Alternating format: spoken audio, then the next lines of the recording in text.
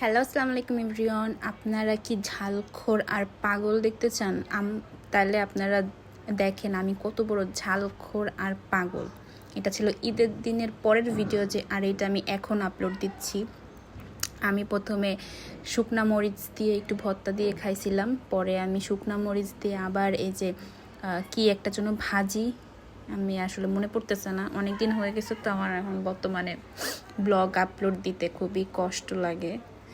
তারপরেও এখন অনেক দিন পরে আপলোড দিচ্ছি। এই ভাজিটা দিয়ে আমি শুকনা মরিচ দিয়ে ভাতগুলোকে মাখিয়ে মাখিয়ে খাচ্ছিলাম, এখন আমার জিভে পানি এসে গেছে।